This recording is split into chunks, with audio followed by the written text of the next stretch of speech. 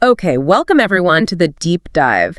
Today we're plunging into some fascinating material you sent over. Yes, specifically it's a really comprehensive list of English, idioms and phrases, definitions included. Quite the resource. It really is. It's like a dense forest of these linguistic shortcuts, isn't it? Each one packing so much meaning into just a few words. Exactly. And that's kind of our mission today, right? To sort of guide you through this source material. Yeah, act as your guides. We want to unpack some of the, let's say, most useful or just interesting nuggets from the list you provided. And give you a bit of a shortcut, maybe, to understanding these expressions that, well, they pop up everywhere in everyday English. Right. Think of them less like vocabulary to just memorize and more like little cultural snapshots, tiny windows into how English speakers often frame things. That's a great way to put it. They add color, nuance, and just incredible efficiency to how we talk. Definitely. And trying to follow native speakers without knowing idioms, it can feel like you're missing half the conversation sometimes. It really can. Like trying to decipher a code. So we're going to try to help you crack that code, sticking strictly to the source list you gave us. Okay, so let's jump in. This list, wow, it is extensive. It really is. Shows how much English speakers rely on these kinds of phrases. Absolutely. So obviously we can't cover every single one today. That'd take forever. No, definitely not.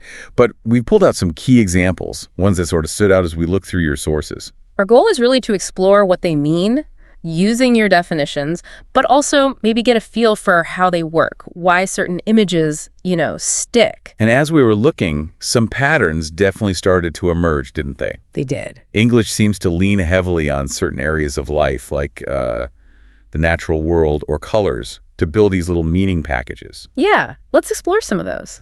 One category that just jumped right out, full of really vivid images, is what we're calling the animal kingdom of idioms. Yes, the animals.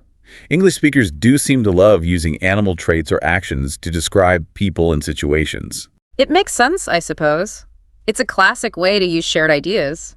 We all have some notion of what a bull is like, or a fish out of water. Exactly. We have these collective ideas, maybe stereotypes even, about animal characteristics, and the idioms just borrow that to describe humans very efficiently. Okay, so based on the list you provided, here are a few animal-related ones. First, a dark horse. Right, meaning a person with hidden abilities, someone you don't expect much from, maybe. Then a fish out of water. Pretty clear, that one. Yeah. Somebody who feels uncomfortable, out of place. Flog a dead horse.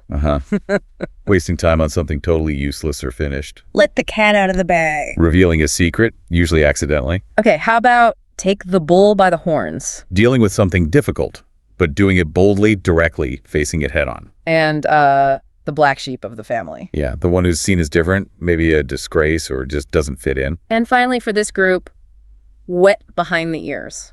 Meaning inexperienced. Right. Like a newborn lamb or something, I suppose. Still metaphorically wet. Flog a dead horse is such it's almost grimly comical, isn't it? That image for futility, it really sticks. It does. And wet behind the ears, it sounds so gentle, even though it means inexperienced or naive. It's much softer than just saying someone's incompetent. That's true. And what's really powerful, I think, is how much is packed in. Instead of saying, oh, he's struggling because it's a new environment and he feels awkward. You just say, he's a fish out of water. Exactly. Instantly conveys that feeling. And take the bull by the horns. You get that sense of courage and directness immediately. It's not just a definition. It's a mini story, an image. It's fascinating how these animal associations become such effective shorthand. Okay, let's shift gears a bit. Another strong pattern we noticed involves matters of color and perspective. Yes. Colors and sort of physical viewpoints being used to add meaning. Yeah, simple ideas like seeing red or looking down at someone, they carry real idiomatic weight. They really do. Yeah. These ones are brilliant for capturing like emotional states or judgments, values, using very concrete visual things. They provide a kind of common language for internal feelings or opinions. So your list gave us some really good examples here too, like caught red-handed. Right, caught in the act of doing something wrong. The red hands implies guilt, like blood, maybe. Could be. Then green with envy. Very jealous. That connection between green and envy seems quite universal in English. In somebody's black books. Meaning out of favor with them, disliked or disapproved of. See red. Suddenly become very angry. like a switch flips. And a white elephant. Ah, yes. Yeah. A useless or unwanted possession, often something expensive to maintain but yielding little value. Okay, then there's look at something through rose-colored spectacles. Seeing things in an overly positive, maybe unrealistic way. Everything looks rosy. And the opposite, perhaps. Look down one's nose at somebody. To feel or act superior towards them. That physical act of looking down embodies the feeling. It's interesting, isn't it, why these specific colors? Red for anger, green for envy, black for disfavor, white for uselessness. Well, the sources don't really explain the origins, but you can absolutely see the effect. See, red just feels like a burst of anger, doesn't it? It does. And green with envy, it's just baked into the language now. It shows how deep these links go. Yeah, and looking down one's nose, that's so physical, it turns that abstract feeling of superiority into something you can picture immediately. Exactly. Using the physical world, like color or posture, to describe something psychological or emotional, it's very effective shorthand. It really is. Okay, moving on. Let's talk about idioms for navigating life's ups and downs, problems and progress. Right. This covers challenges, things being easy or difficult, success, failure, misunderstandings. Your list was absolutely packed with ways to talk about this stuff, which makes sense. It's everyday life. It highlights how common these experiences are, I think. Yeah. Obstacles, achievements. We need quick ways to label these universal situations. Okay, so from your list, we pulled out a piece of cake, Something very easy to do, simple. a bitter pill to swallow, A difficult or unpleasant fact that you just have to accept. a storm in a teacup, A lot of fuss or anger about something really trivial or unimportant. blessing in disguise. Ah, that's a nice one. Something that seems bad at first, but turns out to be good in the end. Then, donkey work, Boring, tedious, repetitive work, the hard slog. face the music. Be criticized or punished for something you've done wrong. Accept the consequences. Get the wrong end of the stick. To completely misunderstand what someone meant. Okay, nearly there for this section. Out of the frying pan into the fire. Moving from a bad situation to one that's even worse or at least just as bad. No improvement. Red tape. Unnecessary bureaucracy, excessive rules and procedures that cause delays. And lastly, take something with a pinch of salt. To not completely believe something. To be skeptical about it. Wow, that's quite a range, isn't it?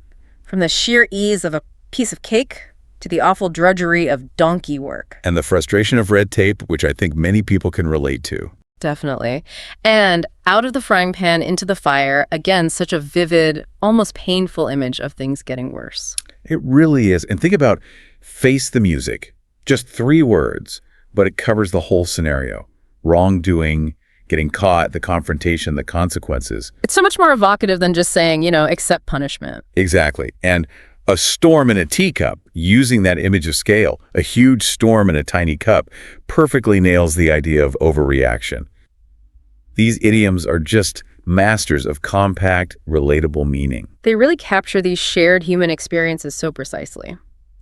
Okay, one final category we pulled out from your list.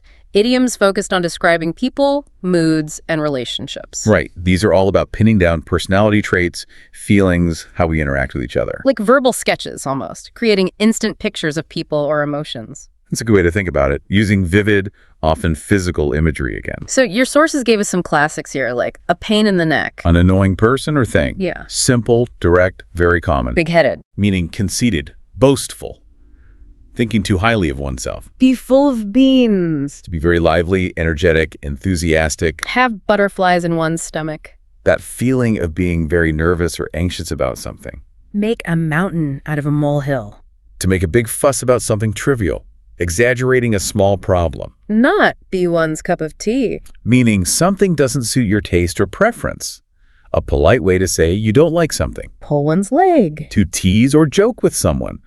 Often by telling them something untrue. See eye to eye with somebody. To agree with them. To share the same viewpoint. And finally, thick-skinned. Meaning insensitive to criticism or insults. Not easily offended. Full of beans. I have no idea where that comes from logically. Me neither, actually. But you instantly know what it means. It conveys that energy perfectly. It does. And thick-skinned is another great example. Taking a physical idea, tough skin, and applying it to emotional resilience. Or lack of sensitivity, maybe. And a pain in the neck is just, universally understood, I think. Absolutely. These idioms often make internal feelings like the butterflies, or abstract traits like being thick-skinned feel tangible, physical. They make things like nervousness or agreement, seeing eye to eye, very concrete and easy to grasp. Yeah, and making a mountain out of a molehill, another brilliant use of scale to show disproportionate reaction. They're just incredibly effective tools for quickly describing people and how we relate. So as we sort of wrap up this particular deep dive into the source material you shared, it's worth saying again, this was just a selection, a small taste from that huge list. Definitely. But hopefully these examples give you a good feel for just how diverse, how colorful, and sometimes, well, how surprising English idioms can be. I think the real takeaway here isn't just memorizing definitions, though your source list is excellent for that. Right. It's more about understanding how these phrases function, how they compress ideas, use imagery, and how vital they actually are for, really getting the nuances of everyday English. They're a powerful shortcut to deeper understanding, really. Absolutely. So, yeah, we've taken this deep dive into your source material, exploring how phrases like green with envy or face the music pack so much meaning into such small packages. We hope this exploration has given you a useful shortcut, maybe distilled some key insights from that list. To help you feel, I guess, more informed and better equipped to spot and understand these common expressions when you hear or read them. So maybe final thought for you as you look back over that full list of idioms and definitions in your sources after our chat. Which ones now stand out to you? Yeah, which ones seem particularly useful or maybe just surprising in their imagery? And perhaps more importantly, how might you start actively listening for them, noticing them in the English all around you? Okay, let's get into this. What does it really mean to master English? Not just like getting by, but really hitting that absolute top level. Yeah, it's reaching a point where language becomes this incredibly precise tool, right? Where you can handle nuance, complexity in demanding settings like academia or high-level jobs. It's really the peak. The peak, exactly. And we often talk about that peak in terms of the CEFR levels and specifically C2 proficiency. That's what we're diving into today, looking at C2 English vocabulary based on this source material you brought, Mastering C2 English Vocabulary. Mm-hmm. And our goal here is really to unpack what C2 vocabulary actually is, why it's so important for, that really sophisticated communication, and crucially, how you can approach learning it using the strategies laid out in the article. Because it's more than just knowing a ton of words, isn't it? It's about the skill, understanding the subtext, using idioms naturally. Yeah. Performing well when the pressure's on. Absolutely. It's about that fluency and flexibility in really complex situations. So let's start there. How does the article define C2 vocabulary? What's the essence? Well, it makes it clear it's the highest level. It's characterized by complex words, nuanced words, sophisticated language, think academic journals, classic novels, that sort of thing. Right. And a C2 speaker, they don't just know these words passively. No, that's key. They use them fluently. Huh? They get the implied meanings, the idioms, the phrasal verbs. It all comes together naturally. Accuracy and flow. And you need a pretty big toolbox for that. The article mentioned the sheer number of words, which was quite striking. Yeah, it suggests an average C2 speaker knows somewhere between, 16,000 and 20,000 word families? 16 to 20,000, that really puts it in perspective. It does. It's a huge amount of language to command. And it's not just a random pile of words either. The source breaks it down into different types of C2 vocabulary, like academic words. Exactly. Words like paradigm, the basic framework or juxtaposition, putting things side by side for contrast, words you absolutely need for academic discourse. Okay. And then there's professional jargon. Right, which can vary a lot depending on the field, but includes general business terms, maybe like synergy, that combined effect, or disruptive innovation, something that shakes up an industry. Got it. Language for the workplace? And what about idioms and phrasal verbs? Always trippy. Oh yeah, definitely a big part of C2. The article gives examples like hit the nail on the head, meaning you got something exactly right, or throw in the towel, which means to quit. Things that don't always mean what the individual words suggest. Precisely.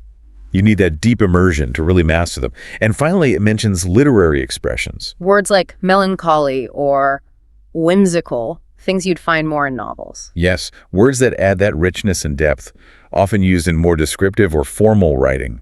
So you've got this mix: academic, professional, idiomatic, literary. It's comprehensive. And the article even provides a list, right? 100 C2 words. It does, and it's super helpful to see concrete examples. We can maybe look at a few just to see how they work in context based on the article's examples. Yeah, good idea. What about aberration? Okay, aberration. The article defines it as a departure from what's normal or expected. The example sentence is, his sudden outburst was an aberration from his usual calm demeanor. Right, so it's not just unusual, it's like a specific deviation from the norm. Exactly. It implies it's out of character, temporary maybe. How about, alacrity? Ooh, I like that one. Cheerful readiness, briskness. The example. She accepted the job offer with alacrity. It's more than just saying yes, it's eager. Captures that enthusiasm, doesn't it? Very precise. Another good one is cacophony. Yeah, that harsh, jarring sound. The example. The traffic outside was a cacophony of honking horns. You can almost hear it. Much stronger than just saying it was noisy. Definitely more evocative. Ephemeral. Meaning lasting a very short time. The article uses, trends in fashion are often ephemeral.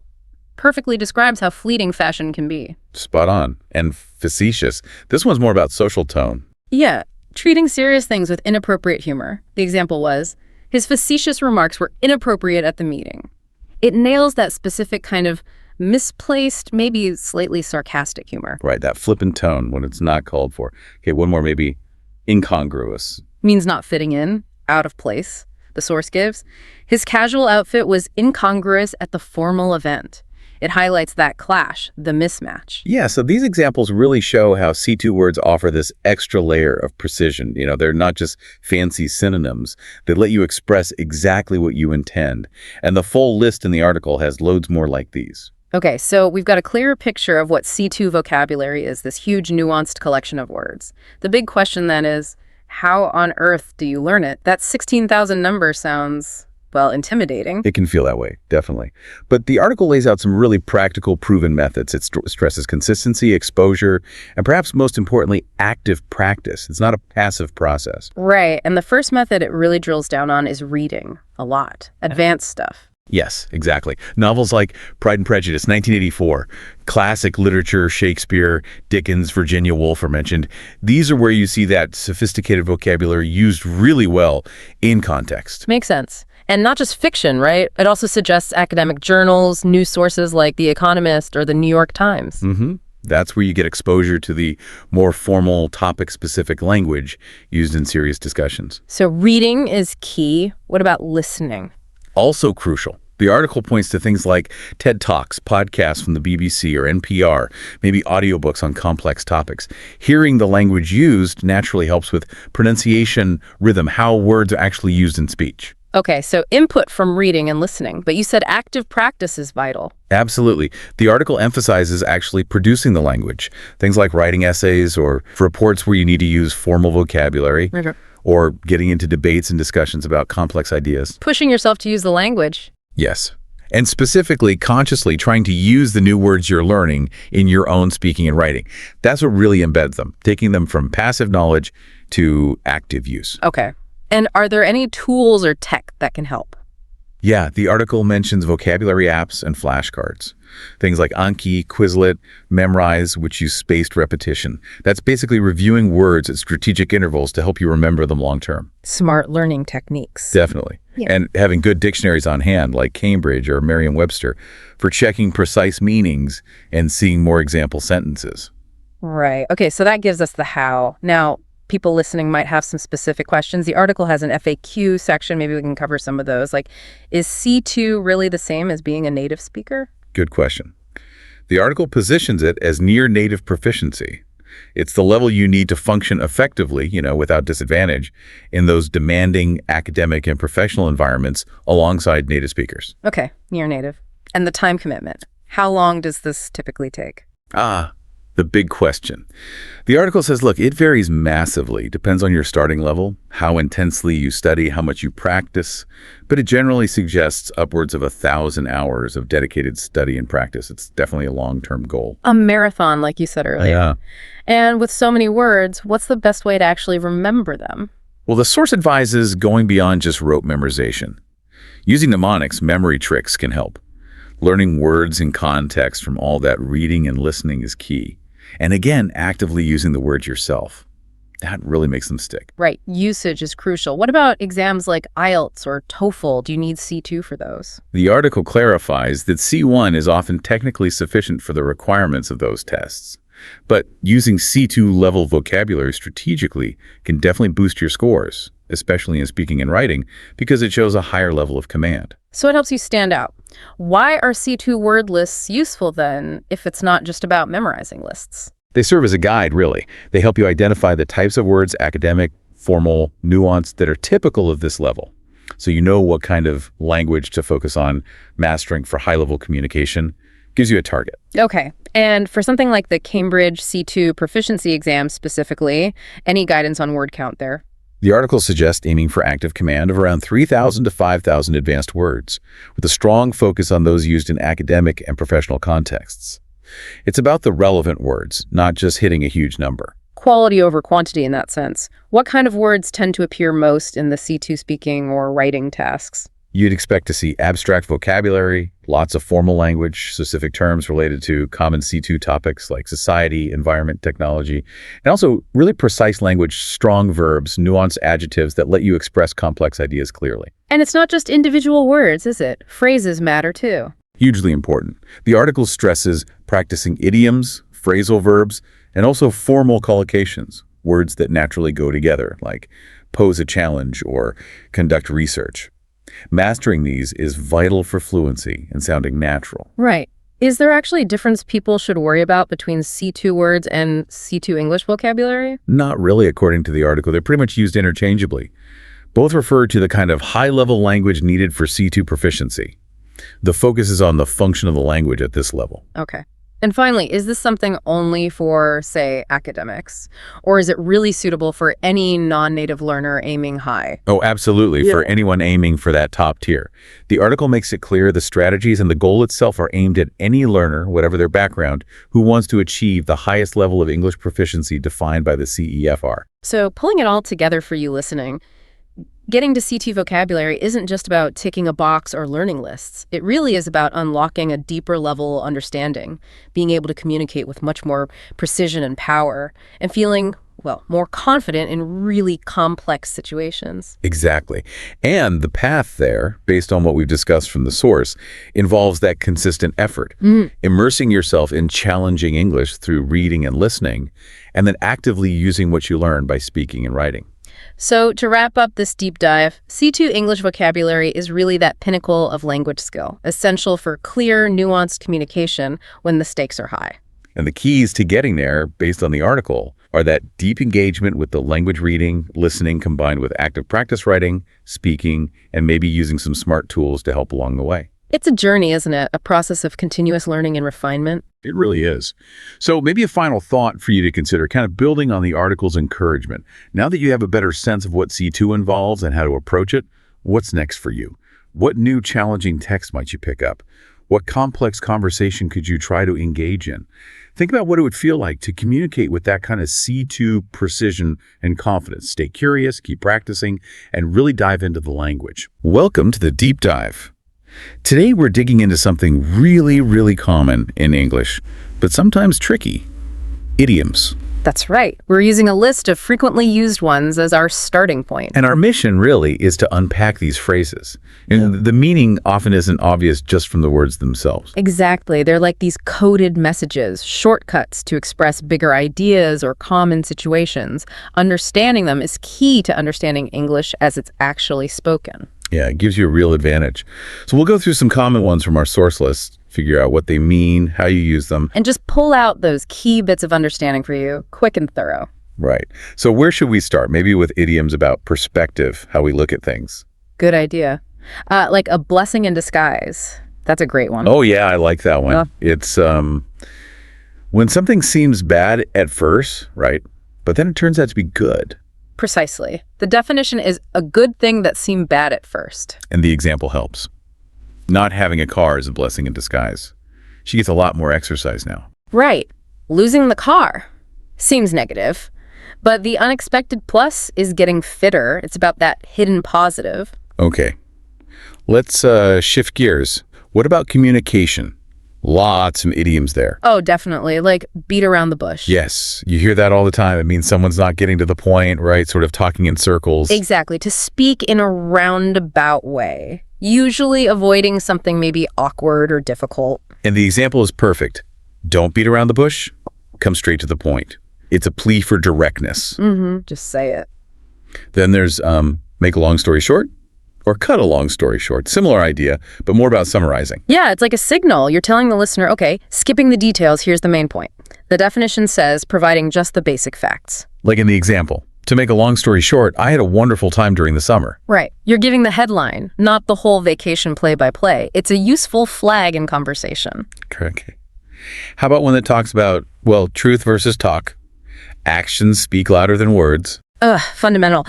Basically, believe what people do, not just what they say. It emphasizes that behavior is the real test, especially if words and deeds don't match up. Totally. The example is quite telling. He keeps saying he loves me, but actions speak louder than words. He speaks for charity, but never does anything. The lack of action reveals more than the promises. Exactly. What you do matters most. Sometimes the meaning isn't obvious at all. You have to sort of infer it. That sounds like read between the lines. Yes. Looking for the hidden meaning, right? What's implied but not actually said. Right. It's about paying attention to tone, context, what's missing. To look for the real meaning of something? The example, you must read between the lines in order to get its full meaning, shows it's about deeper understanding. Going beyond the literal. And for summarizing concisely. You put it in a nutshell. Right. Signals a very brief essential summary is coming, describing something brief or to the point. And the economic example is good. Unemployment is rising, prices are increasing. In a nutshell, the economy is in trouble. Boils it all down. Exactly. Okay, let's move on. How about idioms dealing with, well, life's challenges? Effort, problems, consequences. Oh, English is rich with those. We could start with bite the bullet. That paints a picture, doesn't it? It means facing something unpleasant. Because you have to, right? It's inevitable. Yeah, to get something over with because it is inevitable. You just brace yourself and do it. Like the dentist example. Yeah. He hates going to the dentist, but he'll just have to bite the bullet. Perfect. Facing the unavoidable. What about when people try to save time or money, but maybe not in a good way? That seems like cutting corners. Yeah, that usually sounds negative. It is. It means doing something poorly to save time or money. Quality suffers. Like the example warns. The new system can never be speeded up without cutting corners. Speed comes at the cost of quality or safety. Right. It's often a criticism. But then, on the flip side, there's the idea that effort is necessary for reward. No pain, no gain. Pretty straightforward, that one. You have to work for what you want. Absolutely. Success requires effort, maybe even discomfort. The marathon example nails it. He ran 20 miles yesterday as part of his training for the marathon. No pain, no gain. The hard work is part of the process. Necessary. Okay, sometimes things just keep piling up, and then one more thing happens. And that's the last straw. Right. The final thing in a series of bad things that just makes it unbearable. Exactly. The last in a series of unpleasant events. Like the camel's back, you know. Yeah. The example. He'd have broken his promise again, and it was the last straw. That final broken promise was the breaking point. After a build-up. And sometimes a bad situation can get even worse. Oh, yes. You used to make matters worse then. It introduces something additional that makes an already bad situation, well, worse, to make the situation even more unpleasant. Like, to make matters worse, my mother then lost her keys. Adding another problem onto existing ones. Increases the stress. Yeah. Okay. What about just feeling a bit off? Not really sick, but... You'd say you're under the weather. Right. A gentle way to put it. Yeah, means feeling like slightly unwell or in low spirits. Could be a cold or just feeling a bit down. Temporary, usually. The example shows that. My father was under the weather last week, but all right now. Exactly. Just not feeling 100%. And when something bad happens that you can't change, like a mistake. Then you remember, don't cry over spilled milk. Meaning, don't waste time regretting what's done and can't be undone. To lament something that cannot be altered. Right. Especially minor things. Accept it and move on. The example is direct.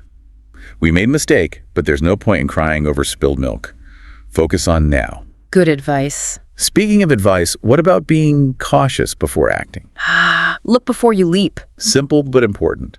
Think carefully before taking any action. Consider the risks. Yeah. Plan ahead. Don't be impulsive. The example stresses it. No matter what you want to do, please look before you leap. Good general warning. Yeah. Okay, now for a social one. When there's a big issue everyone knows about, but nobody mentions. That's the elephant in the room. Such a great image. An obvious truth that is deliberately ignored.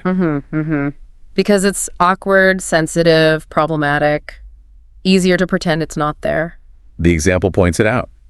The topic was the elephant in the room. They simply chose to ignore. Everyone knew, nobody spoke. Classic avoidance tactic. But even in bad situations, sometimes there's a positive aspect. That's the idea behind every cloud has a silver lining. Finding the good in the bad. It's just an unpleasant situation has some advantage, even if it's hard to see at first. Yeah, a glimmer of hope, maybe a lesson learned, like the relationship example. Although his relationship is going through a difficult phase, every cloud has a silver lining. Maybe the difficulty leads to something better down the road.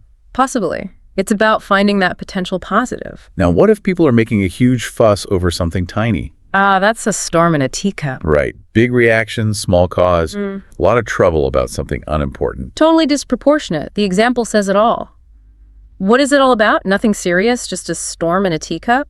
Or anger is unreasonable? Over the top. Definitely. Okay, expressing determination no matter what. Come rain or shine. Means you'll do it regardless of challenges, right? No matter what, regardless of the circumstances. Exactly. Like the project deadline example.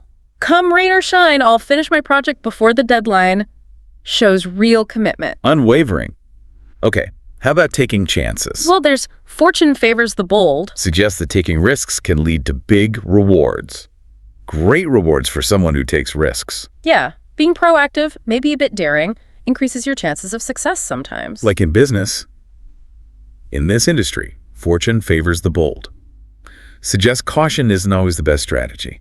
Right, sometimes you have to take that leap. And if something is just an essential, unavoidable part of something else, That's part and parcel. meaning a basic and necessary part of something, you can't really separate it. Right, like the journalism example. Working irregular hours is part and parcel of being a journalist. It just comes with the territory. Got it. Okay, a couple more areas. Judgment and rarity. Sure. For judgment, the big one is don't judge a book by its cover. Everyone knows that one. Don't rely on appearances. Right. Should not judge based on outward appearances. Exactly. Look deeper. The candidate example works well. Candidate looked intelligent, but you can't judge a book by its cover. Appearance can be deceiving. True. And for things that hardly ever happen. That happens once in a blue moon. Meaning extremely rare. Extremely rare in occurrence. Yeah, like that amazing opportunity. It was an opportunity that comes once in a blue moon, unlikely to repeat. Makes sense. Okay. Efficiency. Getting two things done at once. That's kill two birds with one stone. A bit of a harsh image, but the meaning is clear. Get two things done with a single action. Right, maximum efficiency. The examples show this mastering English hells in multiple ways, or reading the paper while having tea. Combining tasks. Exactly. And finally, there's a warning about knowing just a little bit. A little learning is a dangerous thing, or sometimes a little knowledge. Right. Meaning that superficial knowledge can be misleading, maybe worse than no knowledge. Yeah, it can lead to overconfidence, mistakes, the idea that little knowledge can mislead people. The example about intricate art makes sense. A little knowledge can be a dangerous thing when dealing with the intricate art. You could easily mess up without deeper understanding. Precisely. Depth matters. So you can really see how understanding these idioms is, well, pretty crucial for getting English. Absolutely. They're everywhere, in conversation, in media, and they pack a lot of meaning into just a few words. Knowing them helps you decode what's really being said. And it stops you getting tripped up by literal meanings that just don't fit. Right. And, using them yourself when it feels right can make your own English sound much more natural. More fluent, definitely. It adds that layer of nuance. It really does. So we've covered quite a few today, just scratching the surface, really. But mastering these is a big part of getting comfortable with English. Yeah, they offer these little snapshots of how people view things, challenges, communication, luck. Think about how many there are, especially around those universal themes: difficulty, talking clearly, making judgments. What does this huge collection of phrases tell us about, shared human experience? That's a great point. They aren't just random. They're like condensed wisdom or observations passed down through language. Maybe something for you, the listener, to think about. Which of these idioms really clicks with you? Which one feels most true to your own life or perspective? And, why might that be? Okay, so get this. Today we're looking at how to boost your English fluency with just 19 words. Wow. Yeah. Crazy, right? Sounds too good to be true, but that's what this whole deep dive is about. Yeah. We're going to look at the source material It's like a crash course for English fluency. Just 19 words. You know, it's interesting because a lot of people think that to be fluent, you have to know tons of words. Right. But this is like the opposite. It's about using the right words at the right time. Oh, I like that. Like having a toolbox. Exactly. With just the tools you need. Yeah. So where do we even start with this? There's like all these different categories in the source material. Well, the first one that comes to mind is transition words. Okay, transition words. You know those little words that connect your ideas? Like however and therefore. Exactly. Those are great examples. Yeah, we use those all the time. Yeah. But they're so important. Yeah, I never really thought about like why they're important. Well, think about it this way. Okay. If you were listening to someone and they just jumped from one idea to the next without any transitions, It'd be so jarring. that sounds so spread. Where are you going with this? Yeah. So transitions help everything flow. And when you use them well, you sound more organized, more articulate. Right, because you're guiding the listener. Exactly. You're not just like throwing random ideas out there. It's like you're saying, hey, stick with me here. I'm taking you somewhere. Okay, that makes sense. So those little words really make a difference. They do. Now, I want to talk about something that I struggle with. Okay. It's those power verbs and clarity adjectives.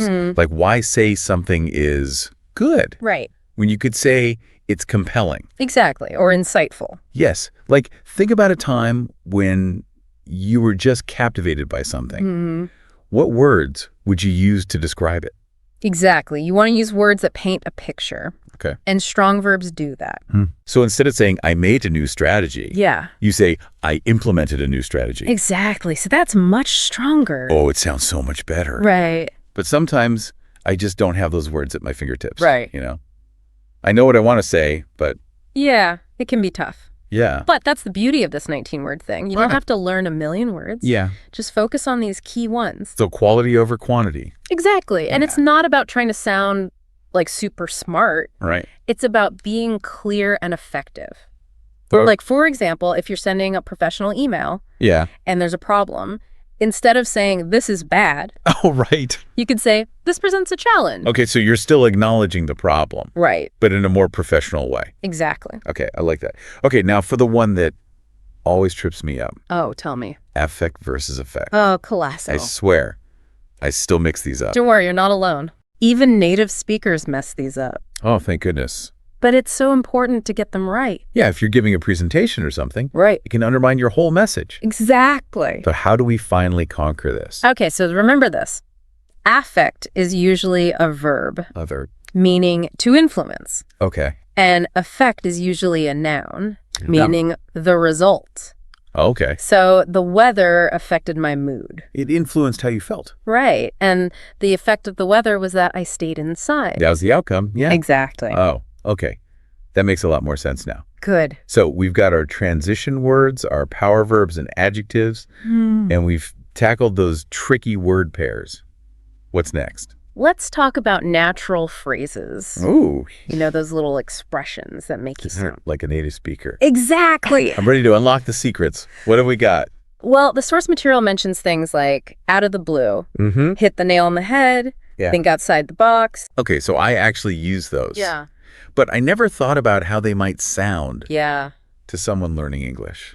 Right. Because for native speakers, Yeah. they just come naturally. Right. But they add so much personality to your language. Instead of just like stating facts, Exactly. you're adding flavor. Right. It's like adding spices to a dish. I love that analogy. So the other day, I was telling my friend Yeah. how I saw someone I hadn't seen in years.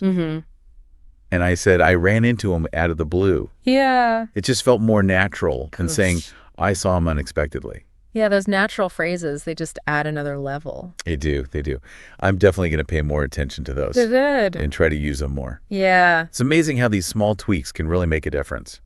That's what this whole 19-word approach is about. Yeah. Giving you the tools to communicate better. So we've got our transitions, our power verbs, tricky pairs, natural phrases. What's the final tool in our fluency toolbox? Let's talk about those advanced nouns. Oh, okay. You know, words like dilemma, momentum, consensus. Yeah, those are the ones that make you sound really smart. They do. But I'll be honest, I sometimes get a little intimidated by them. Yeah. Like I'll be in a conversation and think, oof, there's a better word for this. Right. but I just can't think of it. I totally understand. Yeah. It's normal to feel that way. Okay. Because we don't use those words every day. Right. But when you do use them, Yeah. it shows a deeper understanding of the language. Like you're saying, hey, I know what I'm talking about. Exactly. I like that. Okay, challenge accepted. I'm going to try to use those more. Good. Maybe I'll impress myself. I think you will. And remember, it's not about sounding smarter than everyone. Right. It's about using language effectively. Okay, so we've explored all these categories Yeah. of these 19 words. Mm-hmm. But how do we actually put this into practice? The source material does mention some practice tips. It does. It talks about the importance of practice. Right, because it's not enough to just know the words. Exactly. You have to use them. You have to actually use them. Yes. And one tip is to start small. Okay, Don't try to use all 19 words at once. right. That would be overwhelming. It would be. So just focus on one or two at a time. That's a great point. It's like breaking it down into smaller steps Exactly. so it feels less daunting. And remember, fluency is a journey. Not a destination. Right. So be patient with yourself and celebrate your progress. Okay, I love that. It even says, like, try to use just one new word a day. Oh, wow. Like, imagine you Yeah. could add 365 new words to your vocabulary in a year.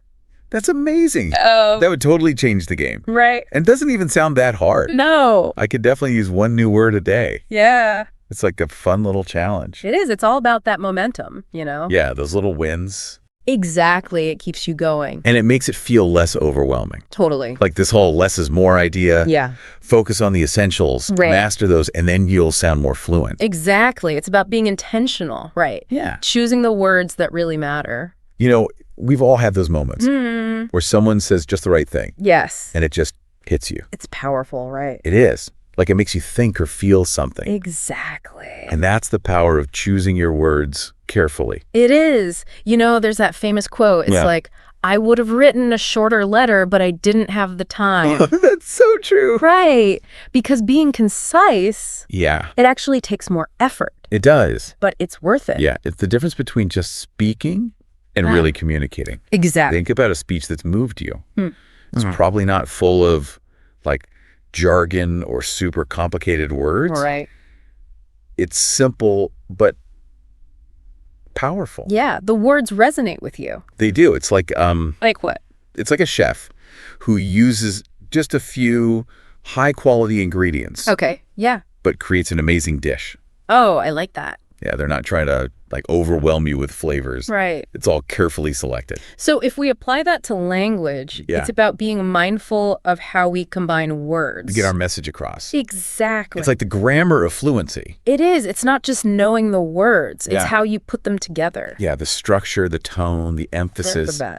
You know, as we're talking, I'm realizing fluency isn't just about sounding native. No. It's about connecting with people. Exactly. It's like building bridges. Yeah, between minds and hearts. When you can express yourself clearly, Yeah. it opens up so many possibilities. I mean, you're free to share your ideas, your stories, Yeah.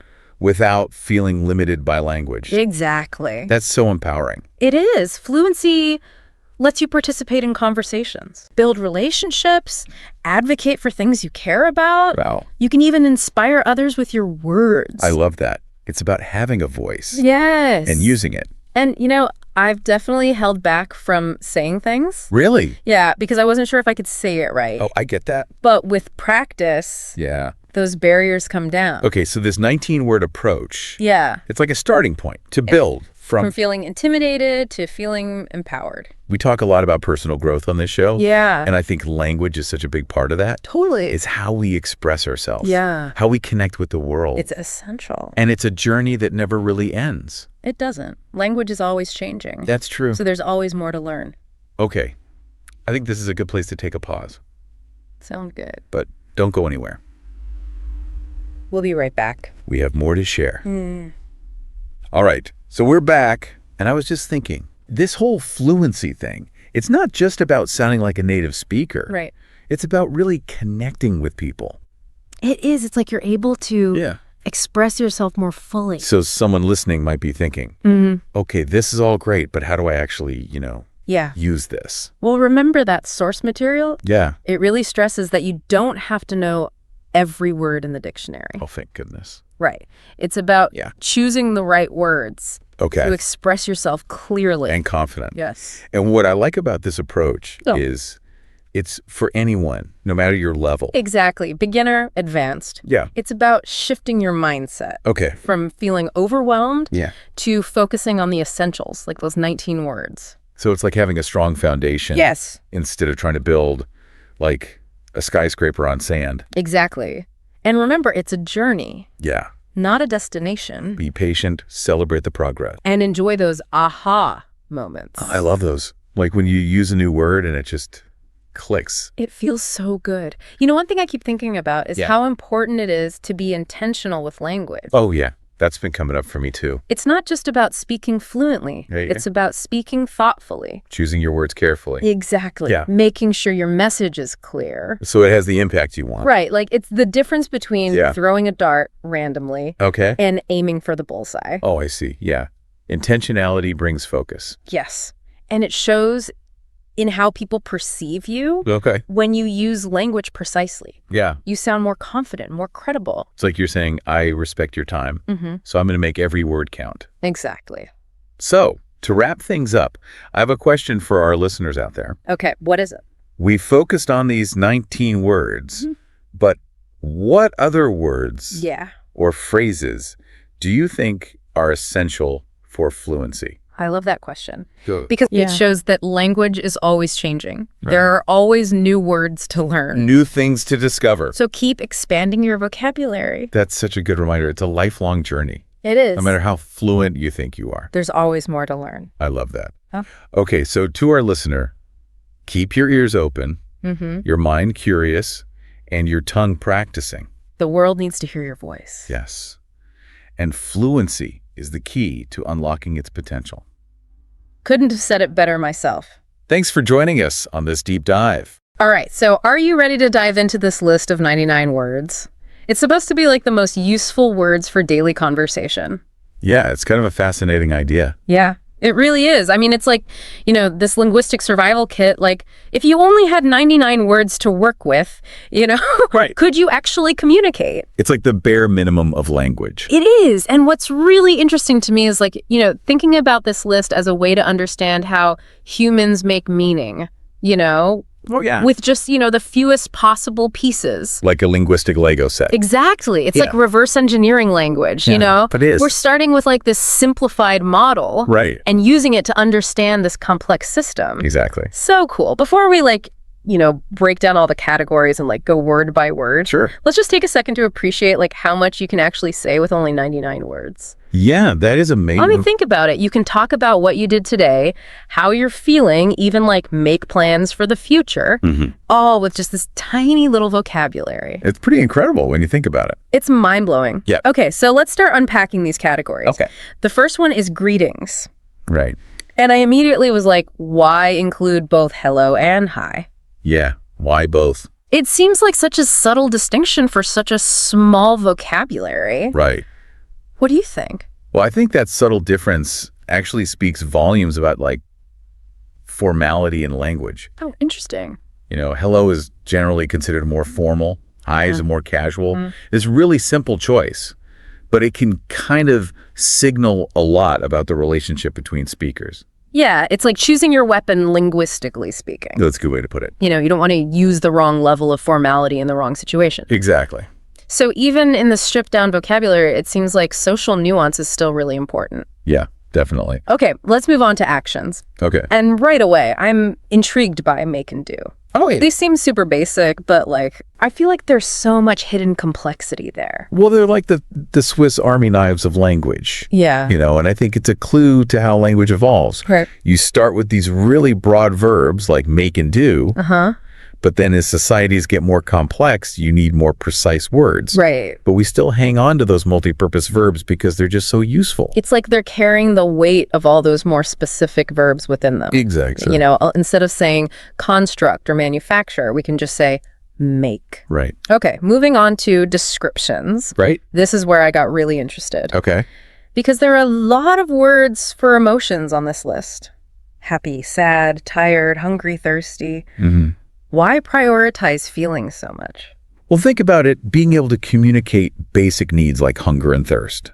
you know? Those are essential for survival. Yeah. And emotions like happiness or sadness, they're really powerful signals. Yeah. They can influence how other people interact with you. Right. So in a way, they're just as important as actions or objects when you're trying to get your point across.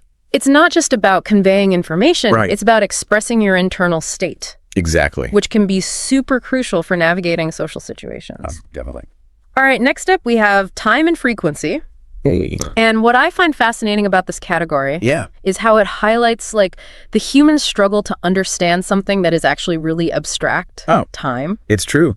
Time is a weird one. Yeah, It's like these basic time concepts aren't as straightforward as they seem. I know. You know, we humans, we perceive and organize time in a way that's like unique in the animal kingdom. Right. We use language to create a framework for understanding something that's inherently intangible. And here, with just a handful of words, always, sometimes, never, we have a whole system for expressing like complex ideas about, you know, when things happen, how often they happen. Right. It's like building a whole universe of time with just a few linguistic Legos. Yes, that analogy. Right. It really is. It's a testament to the power of language to make sense of the world around us. Totally. And it highlights how even seemingly simple words can carry a lot of weight. Absolutely. Speaking of which, let's move on to the category of places. Okay. What immediately jumped out at me here is the word workplace. Okay. But there aren't any specific jobs listed. Right. And it made me think, is this a reflection of how work is viewed in modern society? That's a really interesting observation. I mean, Okay. workplace is a much more generalized space than, say, farm or factory. Yeah. This could indicate like a shift towards a world where work happens in a variety of settings. Okay. And of course, language adapts to reflect these societal changes. So this seemingly simple word choice might actually be a clue about the intended audience for this list. Interesting. Someone navigating a more, you know, modern, fluid work environment. Yeah. But before we get too far ahead of ourselves, I'm really curious to dig into what's missing from this list, because it's often the omissions that are the most revealing, wouldn't you say? Absolutely. What's left AUT of a language can tell us just as much as what's included. Sometimes that's where the real story is. It's like looking at the negative space in a painting, right? Yeah, sometimes that's where the real story is. Okay, so the first thing that jumps out at me is the lack of slang or informal language. Okay. This list is very proper and polite. Why do you think they made that choice? That's a good question. It seems like it would make it harder to like really connect with native speakers, you know? Well, I think slang is so hyper-specific to a time and place. This list seems to be aiming for like a timeless, almost international version of English. Okay. Something that would be understood across cultures. Right. And wouldn't sound dated in a few years. So it's like they're going for the most universally applicable version of English. Right. Even if it means sacrificing some of the, you know, richness and nuance of everyday speech. Exactly. It's interesting to think about the trade-offs, right? You gain clarity and broad understanding, but you lose some of the color and personality that slang can bring. For sure. And it raises an interesting question about the purpose of language itself. Oh, yeah. Is it primarily about conveying information clearly and efficiently? Right. Or is it also about expressing identity, Yeah. building relationships, Right. playing with the creative possibilities of words? All right, so we've talked about the missing slang, Right. but there's another omission that really struck me. The lack of abstract concepts. Okay. We've got love and hate, which seem pretty fundamental, but that's about it. It's true. Why do you think that is? It seems like this list prioritizes concrete needs Okay. and immediate experiences Uh-huh. over more complex or nuanced ideas. I see. I mean, if you're focused on basic survival and communication, Right. you probably don't need to be like debating the meaning of life. Yeah. Right? I guess when you're trying to build a language from scratch, you have to start with the essentials. The bare minimum. The things you need to physically survive and navigate the world around you. Exactly. Okay, so let's move on to some of the categories that are included. Right. And questions feels like the most essential of all, wouldn't you say? Oh, absolutely. I mean, questions are how we learn, how we explore, how we connect with others on a deeper level. Couldn't agree more. They're fundamental to the human experience. For sure. And look at the words they've chosen. What, where, when, why, how. The classic 5 W's. It's like they're targeting the most fundamental aspects of our experience, Uh-huh. like the nature of things. their location, their timing, their causes, and their methods. Yeah, it's like the building blocks of curiosity. Right. Those 5 Ws, those are practically universal across languages. Wow. That tells us something about the fundamental ways that humans seek to understand the world. It's like we're hardwired for curiosity. We need to know the who, what, where, when, and why of everything. We do. Okay, let's move on to connectors. These are the words that link ideas together, right? Right, like the glue that holds language together. And the ones they've chosen, and but or because. So they're like the basic building blocks of logic and reasoning. Absolutely. They allow us to create more complex sentences. Right? To show cause and effect. Mm-hmm. Contrast ideas. Yeah. Offer alternatives. It's amazing how much nuance you can add with just a handful of words. It really is. Okay, so then we come to the miscellaneous category. Right. This one feels a bit like a catch-all. It does. A little bit of everything. But like they're acknowledging that even in a simplified vocabulary, we still need ways to talk about the things that matter most to us. Right. Our relationships, our values, our place in the world. Yeah, we've got thing which is about as general as it gets. Right. But then you've got life, world, friend, family. Interesting how they grouped those concepts together. It is. It suggests an awareness of the interconnectedness of our experiences. Right. Even in a very basic vocabulary. And then, of course, there's words like money car house. Yeah. I can't help but wonder if that reflects a certain emphasis on material possessions. Perhaps. Mm-hmm. Or maybe just the practical realities of daily life in many cultures. True. But it also speaks to the need for language to evolve alongside our technological advancements. Okay. As we create new things, we need new words to describe them. So I think we've done a pretty thorough job unpacking this list. I think so. We've talked about the choices they made, the words they included, the ones they left out. Mm-hmm. It's really given us a fascinating glimpse into the essential elements of communication, hasn't it? I think so. It has been a really enriching exploration. It has. And I think what's most striking is how this seemingly simple list of 99 words has sparked so many big questions. Yeah, it really makes you realize that language is so much more than just like a set of words. It is. It's a living, breathing system that's constantly evolving. It really is. And reflecting the world around us. Okay, so we've gone like deep into the nitty-gritty of this list. We've analyzed categories, debated word choices, pondered the missing pieces. Mm-hmm. But what does it all mean for you, the listener? What can you take away from this deep dive? I hope it's given you a new appreciation for the power of language. Right. Even with just 99 words, you can express a surprising range of thoughts, feelings, experiences. Yeah. It's kind of a reminder that sometimes simplicity can be a strength. And it makes you think, like, what if you were building your own list of essential words? What would it look like? What words would you choose? What would those choices say about you? That's a great exercise for the listeners. It is. To think about the words you use most often. Yeah. The ones that feel indispensable in your daily life. Because language is so personal. It really is. It's not just about conveying information. It's about expressing who we are. Yeah. How we see the world.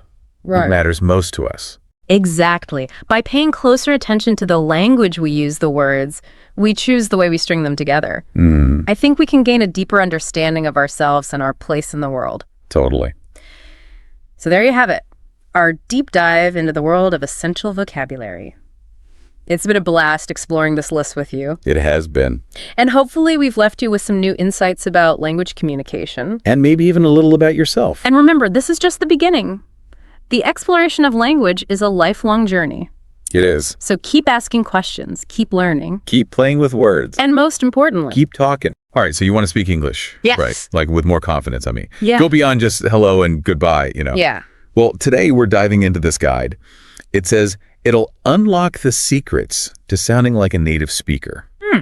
And let me tell you, there's some seriously cool stuff in here. I do. Way beyond basic phrases. Okay, so what's interesting about this guide, it challenges the traditional way of learning languages. Oh, how so? Well, it argues that instead of focusing only on grammar rules and vocab lists, we should be learning how to actually talk, Communicate. Yeah, in real life situations. Right, that makes sense. But how do you actually go about doing that? I mean, it's easy to say talk more, but what should you actually be saying? Well, the guide says you should start with simple phrases. Okay. Practical phrases that you'd use, in everyday life. Like, think of it as building a foundation for fluency. Okay. And it breaks these situations into like categories, Very like simple. introductions, daily routine. Yeah. Ordering food, asking for directions. Yeah. And each category gives you a set of phrases and expressions that native speakers use all the time. So it's like a cheat sheet Yeah. for like navigating real life conversations. Exactly. That's awesome. It takes away some of the pressure, of trying to figure out what to say on the spot. Right. Yeah. And what's really cool is the guide encourages you to Yeah. use these phrases as a springboard Oh, cool. for more extended conversation. Oh, I like that. So let's say you're at a coffee shop, right? Okay. And you want to start talking to someone. Okay. You could start by saying, "Hi, I'm listener's name. I really like the atmosphere here." That's so easy. Right. Yeah, anyone can do that. And then you could ask a question like, do you come here often? Or what's your favorite drink? That's such a good example. Right. It's simple, but it opens the door for a more like natural conversation. Exactly. But what about this whole... Sounding like a native speaker thing. Okay. Is it really possible to get rid of your accent? Well, the guide, it addresses that Okay. and offers a really fun technique, imitation. Really? Yeah. What do you mean? It suggests watching popular TV shows or movies Okay. and trying to mimic how they're talking. Wait, so you're telling me I can improve my English by watching Friends? Exactly. That's my kind of homework. And it's not just about the words. Oh, okay. It's about paying attention to the intonation, rhythm, and stress patterns. Mm-hmm. These are super important for sounding natural and fluent. Okay. And the guide recommends this technique called shadowing, Shadowing. where you listen to like a short audio clip Okay. and then you repeat it, like immediately Oh, wow. try to match the speaker's pace and pronunciation. Oh, so that's shadowing. Yeah. That sounds intense, but I can see how it'd be effective. Right. Those little nuances of pronunciation. It is. So it's like you're training your ears and your mouth to work together. Exactly. Okay, I like that. And the guide says you should start with like really short, simple phrases Okay. and then gradually work up to longer sentences and dialogues. Yeah. Key is to be patient and consistent. Right. Don't worry about sounding perfect. No, of course. Right. Okay, this is all starting to make sense. Yeah. But I have to ask about Yeah. the elephant in the room, Okay. vocabulary. Okay. I've always struggled with memorizing words, Right. long lists of words. Yeah. Is there a more strategic way to approach this? Absolutely. Okay, good. The guide stresses that simply memorizing words, out of context, it isn't effective. Mhm. It proposes this strategic vocabulary building. What's that? Okay. It focuses on learning words and phrases that are relevant to you, Oh, okay. your interests, your goals. Mhm. So it suggests making your own word lists Oh, based on topics you like, like travel or food, movies, music. right. Okay, that sounds way more engaging than flipping through a dictionary. Right.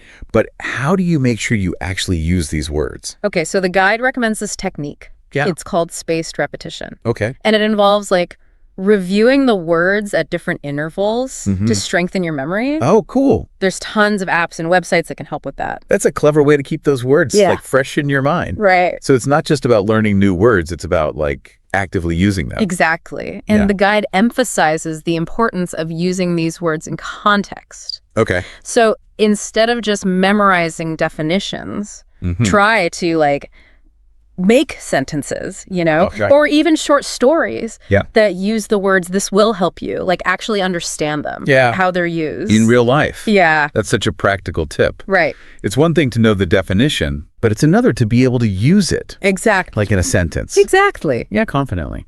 The guide suggests finding creative ways to use new words in your daily life. Oh, like what? Well, you could label things around your house, Mm-hmm. right? Journal entries. Okay. Challenge yourself to think in English for a few minutes each day. Thinking in English. Yeah. That sounds kind of scary, to be honest. It might seem challenging, Yeah. but the guide breaks it down. Oh. It suggests starting with simple thoughts and descriptions, Like what? like I'm hungry, or the sky is blue. Oh. As you get more comfortable, you can increase the complexity. I guess it's like building a muscle. Yeah. You wouldn't expect to lift a heavy weight on your first day at the gym. Right. Right? Exactly. Yeah, it takes time to build strength. And consistency. Yeah, consistency. And the guide emphasizes that the more you expose yourself to the language, the easier it'll be to think in English. So surround yourself with English, you know? Books, movies, music. Exactly. Yeah. And your brain will naturally start to make connections. Oh, I'm starting to get excited about this. Yeah. Thinking in English thing. It's cool. But what about those moments when you just blank Huh?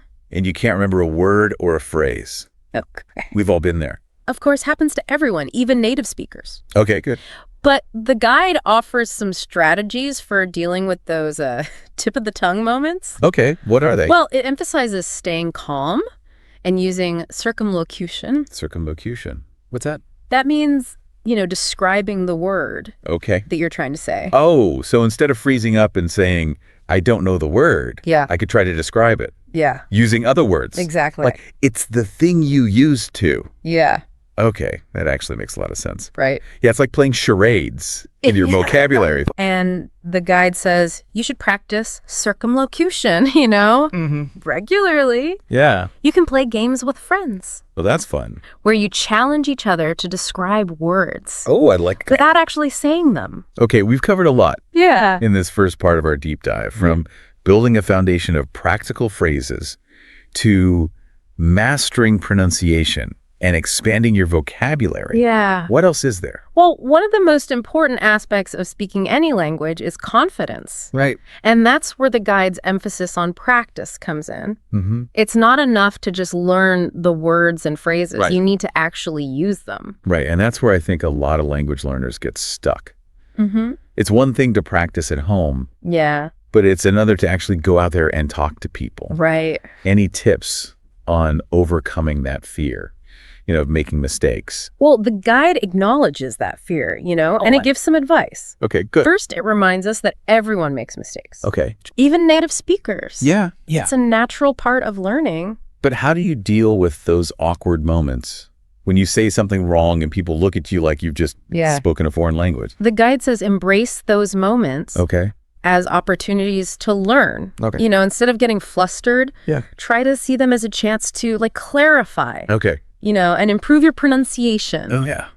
Yeah, maybe even your confidence a little. And it also recommends finding supportive language partners or groups where you can practice. Mm-hmm. In a safe environment. Exactly. Yeah, that's a great point. Right. Surround yourself with people who will support you. Yes. Speaking of support, does the guide offer any strategies for actually putting all this speaking practice into action?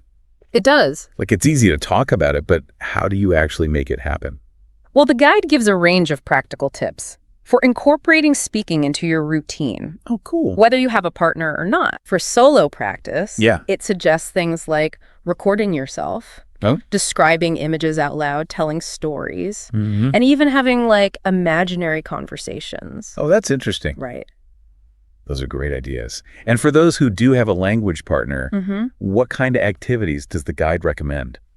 Well, the guide's packed with suggestions for interactive speaking activities. Like what? Like role-playing common scenarios, debating current events, discussing movies or books. Okay. And even playing language-based games. Oh, that's fun. The key is to find activities that are engaging and relevant to your interests. This guide is like a gold mine of advice. Yeah. We've barely scratched the surface here of all the tips and techniques. Yeah. But before we dive into more specific strategies for improving your speaking, let's take a quick break to process all this awesome information. Right. We'll be back soon with more insights from this incredible guide. Sounds good. Welcome back to our deep dive into speaking English like you mean it.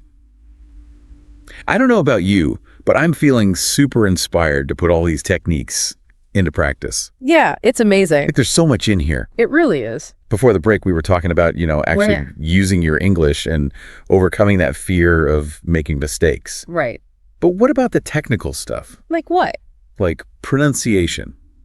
I know a lot of people, they struggle with specific sounds or accents. Yeah, that's a good point. Pronunciation is often overlooked. Yeah. But it's super important for being understood and sounding more natural. Yeah. The guide actually goes into this. Okay, so what are some things learners should focus on? Okay, so the guide, it breaks pronunciation into 3 core elements: What are they? individual sounds, word stress, and connected speech. Okay. It says that mastering individual sounds is like the foundation. Okay.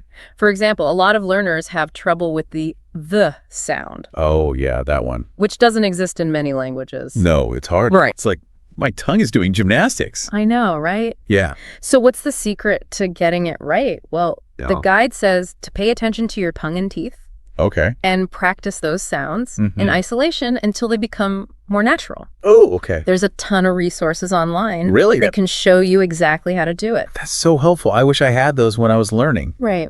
Okay, so what about word stress? Word stress. Why is that so important? Word stress can completely change the meaning of a word. Oh, really? Like, for example, the word present Okay. can be a noun or a verb, Yeah. right? And the stress changes depending on which one it is. Oh, I see. If you stress the first syllable, it means a gift. Okay. But if you stress the second syllable, it means to give something. Wow, that's a big difference. Yeah, subtle but significant. So how do you know which syllable to stress? Are there, like, rules? There are some patterns, Okay. but English pronunciation can be unpredictable. Yeah, for sure. The guide recommends listening to native speakers Mm. and paying attention to which syllables they emphasize. Okay. It also says to, like, break down words into syllables Yeah. and mark the stressed syllable Oh, that's a good idea. as you learn new words. Yeah, like make your own Yeah. pronunciation guide. Exactly. Okay, I like that. So connected speech. What's that? This is about how words flow together Okay. in natural conversation. Mm-hmm. Native speakers often like blend sounds, Oh, yeah. drop syllables, Oh, link words together. Okay. So like, do you want to go? yeah. Often sounds like, do you want to go? Yeah. Right. So that's why it sounds like they're talking so fast. Right. They're not just speaking fast, they're connecting the words to Okay. make it smoother. I see. Yeah. Okay. And the guide points out that understanding this is Note. important for comprehending native speakers Mm-hmm. and sounding more natural yourself. Okay. It recommends listening for those patterns and practicing, through shadowing. Shadowing again. Yeah. It seems like that technique's really useful It is. for pronunciation. It is. But let's move beyond pronunciation. Right. What about like fluency? Fluency. How do you get to that point where you can just speak Okay. without, hesitating or searching for words? Fluency is often seen as like the holy grail of language learning. Yeah. This guide offers some insights. Okay. It says that fluency isn't about speaking perfectly Oh, good. or never making mistakes. Okay, good. It's about communicating your ideas Yeah. effectively and effortlessly. It takes the pressure off. Right. Yeah. But how do you get to that point of effortlessness? Yeah. Is it just practicing a lot? Well, practice is essential. Yeah. But the guide says that the type of practice is important. Okay. You should do activities that push you a little bit, Okay. but not too much. So like the sweet spot. Yeah, where you're challenged but not overwhelmed. Right. Okay. I like that. Like working out, Yeah. you need to challenge your muscles but not hurt yourself. Yeah. Good analogy. Right. And the guide encourages learners to experiment. With different types of practice. Exactly. Okay. So it's all about finding what works for you. Yeah. Okay. And the guide emphasizes that consistency is key. Mm-hmm. It recommends practicing every day, even just for a few minutes. Right. A little bit goes a long way. Right. The more you use it, the Yeah. more natural it'll become. Okay. This is all starting to make sense, but I have to ask Yeah. about thinking in English. Okay. Is it really possible? Like, can you actually switch your brain? The guide addresses that. Okay. And it says that thinking in English is a skill Okay. that you can develop gradually over time. Okay. It's not about like turning off your native language. Right. It's about adding English to your thought process. But how do you do that? The guide recommends starting with simple things. Okay. Like describing objects around you in English or mentally practicing conversations Oh, okay. Interesting. before you have them. So like train your brain Yeah, one thought at a time. exactly. And the more you immerse yourself, Mm. the easier it becomes. Oh. Surround yourself with English Mhm. and your brain will like naturally start to Yeah. process it. That's fascinating. It's like rewiring your brain. Yeah, it is. What about those moments when you're speaking Yeah. and you completely blank? Uh-huh. You can't remember a word. Okay. How do you deal with that? The guide says, first of all, stay calm. Don't panic. Yeah, don't panic. Right. Okay. Everyone has those moments. Okay, good. Even native speakers. Okay, that's reassuring. Yeah. So the guide suggests using circumlocution. Circumlocution, that sounds familiar. Yeah, it means describing the word. Right, yeah. You're trying to say. Okay, so like, if I can't remember the word umbrella, Yeah. I could say, the thing you use to keep the rain off your head. Yeah. Okay, so it's like playing charades Yeah. with your words. Exactly. But doesn't that sound awkward? It might feel awkward, Yeah. but it's actually a very common strategy, Right. even among native speakers. Okay, good. And it's a great way to, like, expand your vocabulary Yeah. and learn to express yourself in different ways. Okay, so it's turning a communication breakdown Yeah, into a learning opportunity. exactly. Okay, I love that. And the guide recommends practicing this regularly. Okay. You can even play games with friends Yeah, that's fun. to challenge each other. We've covered so much I know. in this part, from pronunciation to fluency, vocabulary, and even confidence. It's a lot. But there's one crucial element of speaking English like you mean it Okay. that we haven't talked about yet. Okay, what's that?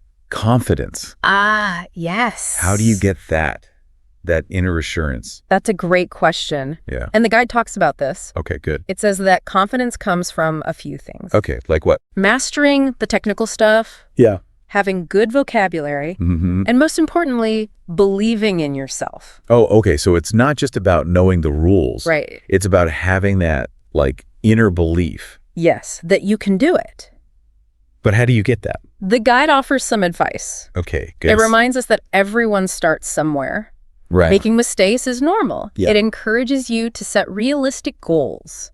Okay. Celebrate small wins and focus on progress. Not perfection. Not perfection, exactly. Yeah, that's a good reminder. Right. It's easy to compare ourselves to others and get Yeah. discouraged. Yeah. But focus on your own journey Yeah. and those small wins. Okay, I like that. And the guide also says, find a supportive environment, Yeah. whether it's a language partner, a group, or online. Right. People who will support you. Exactly. That's so important It is. to have that support. It is. And the guy also says, Yeah. confidence, it's not a fixed thing. Right. It's something you can develop. You can build it.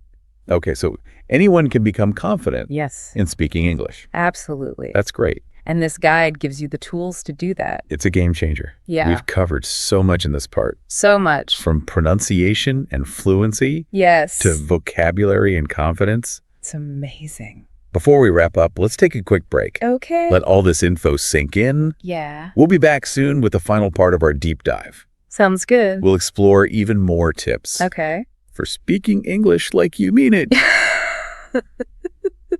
Welcome back to the final part of our deep dive into speaking English like you mean it. We've explored so much already, like pronunciation and fluency, but now I'm ready for the action, Right. Time to put it all into practice. Yeah, make a plan. Exactly. And that's where this guide is really helpful. It is. It gives you steps you can actually take. So where do we begin? Well, the guide says to start by figuring out your goals. Why am I doing this? Yeah. What do you want to achieve? Travel. Connect with people. Get a better job. That's a good point. Got to have a reason. Right. Then you got to see where you're at now. Like, what am I good at? What do I need to work on? Exactly. Be honest with yourself. Okay, and then what? How do I actually practice? The guide has tons of activities. Oh, cool. Like what? Well, for pronunciation, it suggests tongue twisters or shattering or recording yourself. Those are good ideas. Right. What if I don't have anyone to practice with? You can still practice solo. Really? Yeah, it's just as effective as long as you're consistent. Okay, cool. You can describe images out loud, talk to yourself, even make your own podcasts. Wow, that's creative. Right. But if you do have someone to practice with, Yeah. the guide says to join groups, find a partner, or do online exchanges. Oh, and talk to people in real life, too. Exactly, like at a cafe or something. Okay, but finding time to practice can be hard. I know, but the guide has tips for staying motivated. Set realistic goals. Break things down into small steps and reward yourself. Oh, okay, so don't be too hard on myself. Right, and if you hit a plateau, Yeah, what then? revisit your goals, try new things, ask for feedback. So it's okay to switch things up. Yeah, and remember why you started learning. That's a good point. And there are tons of resources out there to help you. Like what? Dictionaries, apps, websites, even just surrounding yourself with English. Books, movies, music, yeah. Exactly. Find what you enjoy. Okay, so we've talked about techniques, practice, resources, Yeah. but what about confidence? Ah, yes, the key ingredient. It's one thing to know the rules, Mm. but it's another to actually feel confident speaking. The guide has great advice for that. Oh, good. What does it say? Remember, everyone makes mistakes. Perfection isn't the goal. Right, it's about communication. Exactly. So shift your mindset. From fear to curiosity. Exactly. Embrace the challenge. Have fun. I love that. What an inspiring way to wrap things up. Right. Speaking English isn't about being perfect. It's about connecting with people. Exactly. Well, I'm feeling super motivated to go out there and practice. Me too. Remember, embrace the journey. Yeah, enjoy the process. And keep those conversations flowing. That's a wrap on our deep dive. Thanks for joining us. Hey everyone, welcome back. Ready to unlock some of the secrets of fluent English. I think we all know that feeling. Like you understand the individual words, but something's missing. It's like everyone else is in on a joke and you're left out. Exactly. And that's where idioms come in, right? They're like these little cultural puzzles that can really trip you up. And today, we're going deep into the world of idioms, tackling a list of 21 that are key to taking your English from intermediate to advanced, really sounding more natural and fluent. And you know, idioms aren't just about sounding good, are they? They often give us a glimpse into the history and the culture of a language. Oh, absolutely. So we'll be unpacking not just what these idioms mean, but also where they come from and how to use them effectively in different situations. And maybe even a few funny stories along the way. So are you ready to dive in? Absolutely. Let's get started with our first idiom, a blessing in disguise. Have you ever experienced something that seemed bad at first, but turned out to be a good thing in the end? I think we all have. It's like that feeling when you miss a flight and then you find out it got delayed for hours anyway. Exactly. Or maybe you didn't get the job you really wanted, but ended up with an even better opportunity. It's those moments when we realize that things happen for a reason. And that sometimes what we perceive as setbacks can actually lead us to something much better. It's like the universe has a plan, right? Right. And speaking of getting to the point, our next idiom is beat around the bush. I think we're all guilty of this sometimes, especially when we have to have a difficult conversation. Oh, for sure. Instead of just coming out and saying what we mean, we kind of dance around the topic, hoping the other person will figure it out. Yeah, like when you want to ask for a raise, but you start talking about how much you love your job and how dedicated you are. Instead of just saying, hey, I think I deserve a raise. Right. It's that awkward feeling of wanting to address something, but not wanting to be too direct. So how do we break out of that beating around the bush habit? Any tips for being more direct? Well, I think being mindful of it is the first step, recognizing when we're doing it, and then just practicing being more straightforward, even if it feels a little uncomfortable at first. Now picture this. You're at a party, you don't know many people, and you want to start a conversation. That's where you need to break the ice. Oh yes, break the ice. That's a classic one. It's all about easing that initial awkwardness, isn't it? Exactly. It's about creating that first connection, like literally breaking through a sheet of ice to open up a pathway for conversation. And sometimes it can be as simple as a compliment, you know, like, I love your shoes. Or even a simple question like, have you tried any of the appetizers yet? Anything to get the conversation flowing. Exactly. And, you know, sometimes humor can be a great icebreaker, too. Oh yeah, a well-timed joke can definitely lighten the mood. It's all about finding that common ground, that shared moment of laughter. Now let's talk about something that can cost an arm and a leg. It's when something is just ridiculously expensive. Yeah. Oh, absolutely. Like, have you seen the prices of concert tickets these days? Oh my gosh, they're insane. It's like they want you to give up a limb just to see your favorite band. It's that feeling of, it's really worth that much. Right? But sometimes you just gotta splurge, you know? But let's talk about those satisfying moments when you get something exactly right, like when you hit the nail on the head. Ah, yes, it's that feeling of nailing it, isn't it? Like when you perfectly describe a situation or you figure out the root cause of a problem. With like that aha moment. And it likely comes from, you know, actually hammering a nail and getting it perfectly straight. Right. And it's such a satisfying feeling, whether you're talking about solving a problem or just understanding a concept. So have you ever hit the nail on the head with something recently? Let me think. Oh, actually, just the other day, a friend was describing a situation they were going through, and I was able to offer some advice that really resonated with them. They said, I hit the nail on the head. It's like you were able to see the situation clearly and offer the perfect solution.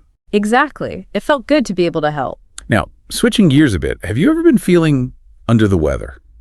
Ooh, I think we all know that feeling. It's that kind of blah feeling when you're just not quite yourself. Right, like maybe you have a slight cold or just feel a bit run down. And no one wants to hear all your symptoms. Exactly. Under the weather is a much gentler way to say, I'm not feeling great. And I've always wondered where that one came from. Me too. I've heard it might be related to sailors feeling seasick when the weather was rough.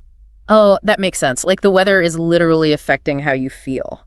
Now be careful not to let the cat out of the bag. Oops. That's when you accidentally reveal a secret, isn't it? Exactly. Like if you're planning a surprise party and someone spills the beans to the guest of honor.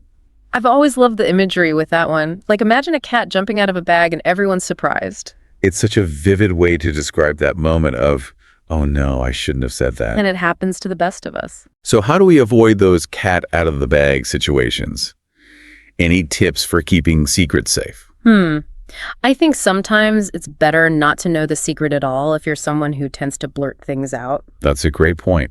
If you don't know, you can't accidentally reveal it. Exactly. Or, just be extra careful about who you talk to and what you say. But sometimes you just have to accept that the ball is in your court. Ah, yes. That's when it's someone else's turn to make a decision or take action. It's like passing the baton in a relay race. Exactly. You've done your part, and now it's up to them to decide what to do next. It's often used in negotiations or discussions, right? Yes, like when you've presented your offer and you're waiting for the other person to respond. And sometimes, to get things done, you just have to burn the midnight oil. Yeah, that's a good one. It means staying up late, working, usually on a project or deadline. Back in the day, it literally meant working by the light of an oil lamp. Right. But nowadays, it's more about that feeling of burning the candle at both ends. But sometimes, you have to face those challenges head on. Like when you have to bite the bullet. It means doing something difficult or unpleasant, even though you don't want to. Like going to the dentist, right? Yeah, exactly. Or having that tough conversation you've been putting off. But on a brighter note, some things happen very rarely, like once in a blue moon. Oh, I love this one. It's so poetic. And it actually refers to a real astronomical event, Really? Yeah, when a second full moon occurs within the same calendar month. It doesn't actually look blue, though. Oh, that's interesting. So it's something that happens very infrequently. Exactly. Like winning the lottery or seeing a unicorn. Now, let's talk about maximizing efficiency. It's like when you kill two birds with one stone. Yes. It's about accomplishing two things with one action, isn't it? Like if you need to go to the post office and the grocery store, and they're right next to each other, you can do both errands in one trip. Exactly. It's all about being smart with your time and effort. And sometimes things are surprisingly easy, like a piece of cake. Oh, yeah. That's a great way to say something was simple and effortless. It makes it sound almost enjoyable, right? Like it was no trouble at all. Exactly. Like, that exam was a piece of cake. But be careful not to put all your eggs in one basket. Oh, yes. That's a good reminder. It's about diversification, isn't it? Not putting all your hopes or resources into one thing. Exactly. It's like spreading your risk so if one thing doesn't work out, you have others to fall back on. Right. Like, don't invest all your money in one stock. Or don't rely on just one person for your happiness. Speaking of revealing secrets, sometimes you accidentally spill the beans. Oops. That's like letting the cat out of the bag. Right. But maybe a bit more unintentional. Right. It's like you just blurt something out without thinking. And it can be so embarrassing. It is. Especially if it's a secret that you're supposed to keep. Oh, for sure. But sometimes it's just a funny slip up. But it's always important to consider different perspectives and not take everything at face value. That's when you take something with a grain of salt.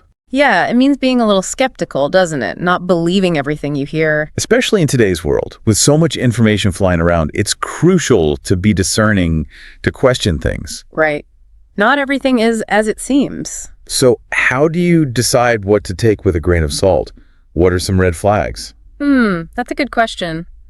I think it's about looking at the source of the information, Is it a reliable source? And sometimes, no matter how hard you try, you just have to throw in the towel. Yeah, that's when you admit defeat, isn't it? You realize it's time to give up. It's like knowing when to walk away from a fight. Right.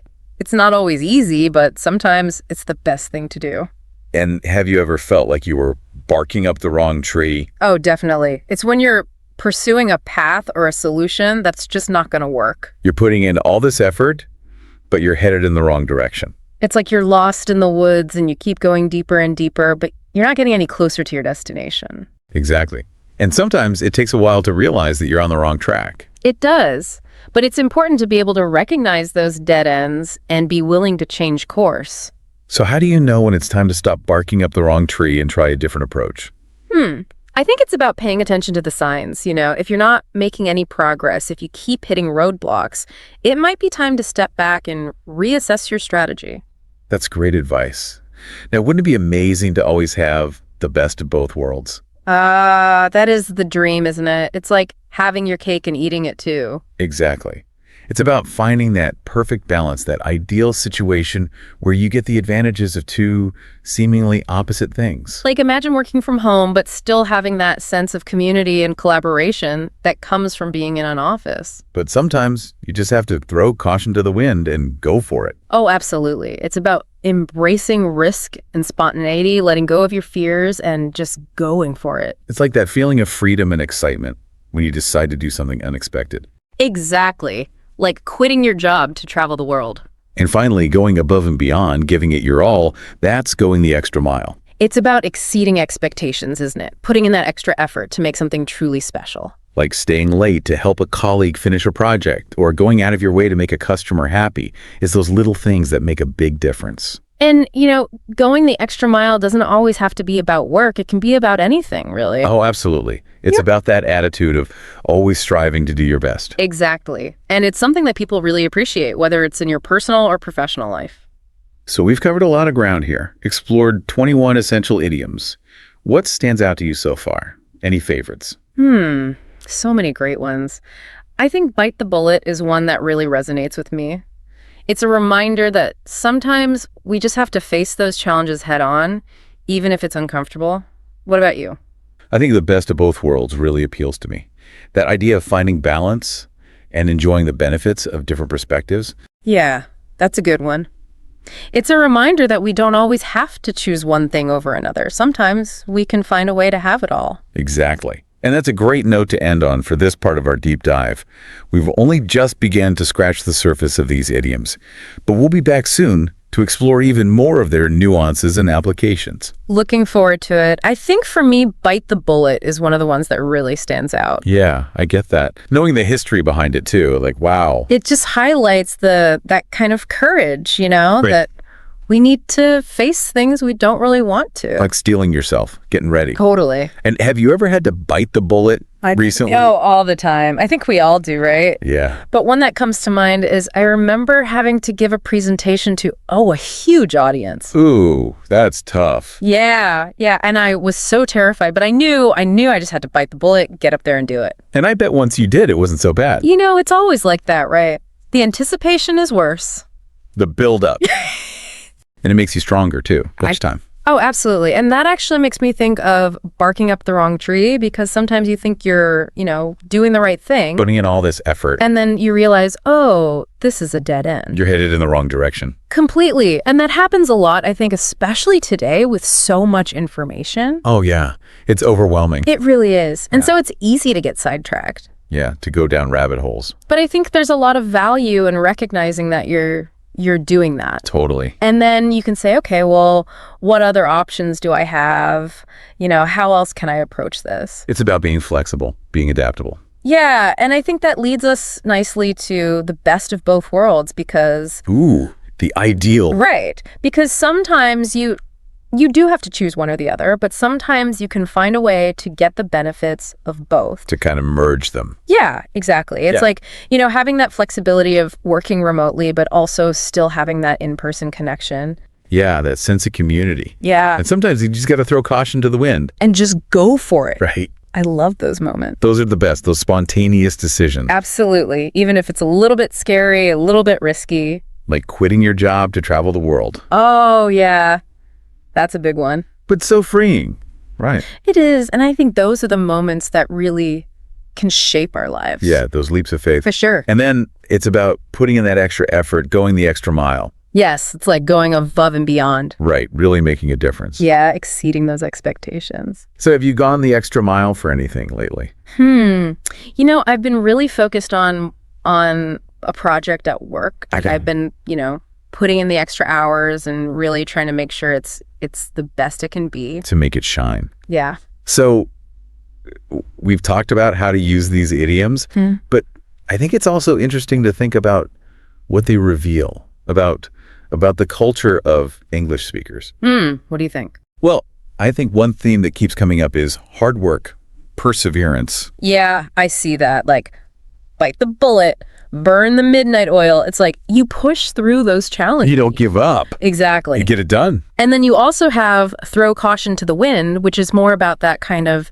risk-taking spirit. Yeah, that adventurous side. So it's interesting. It's like there's that balance. Of both. Yeah, you work hard, but you're not afraid to try new things and take a chance. And the best of both worlds speaks to that, that balance, compromise. Yeah, like finding the middle ground. Yeah. Trying to see things from different perspectives. And take it with a grain of salt, which is kind of like, don't believe everything you hear, right? Question things. Be a critical thinker. Yeah.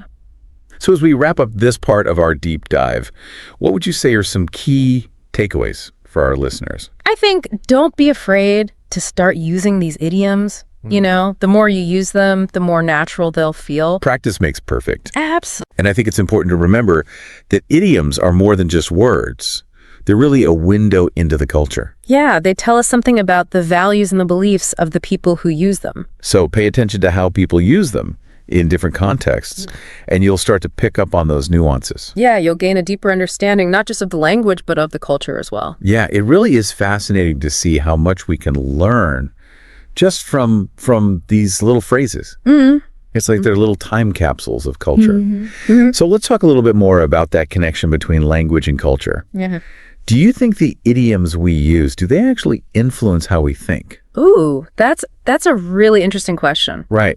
It makes you wonder, like, if these phrases that we use all the time, Yeah. if they kind of subtly shape our perceptions of the world, Yeah. like spill the beans, for example, does that say something about a culture that values discretion? Yeah. Or does using that idiom actually reinforce that value, make us more aware of keeping secrets? Yeah, it's like, which came first? The chicken or the egg? Exactly. Does language reflect culture, or does it shape it? Or maybe a bit of both. I think it's probably a bit of both. Yeah. You know, it's this kind of back and forth Yeah. between the words we use and how we see the world.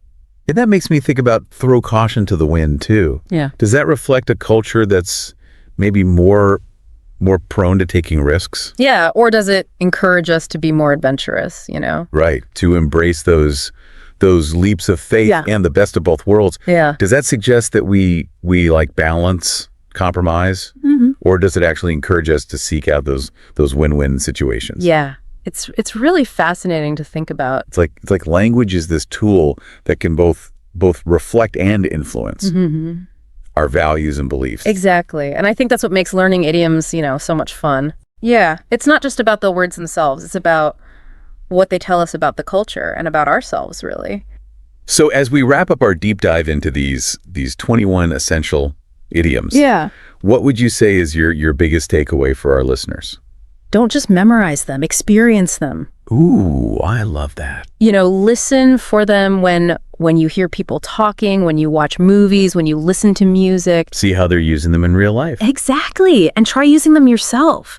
You know, the more you use them. The more natural they'll feel. Absolutely. And it's like anything else you're learning. The more you immerse yourself, the more it becomes part of you. And the more you explore language, the more you appreciate its beauty and its power. It's true. Language it's a gift. It is. You know, it's a way to connect with other people and to understand different cultures. To build bridges. Exactly. And idioms are like little gems. They are. That add so much richness to our communication. So keep exploring, keep discovering, and keep diving deep into the world of words. Yes. Who knows what treasures you'll uncover. Happy exploring.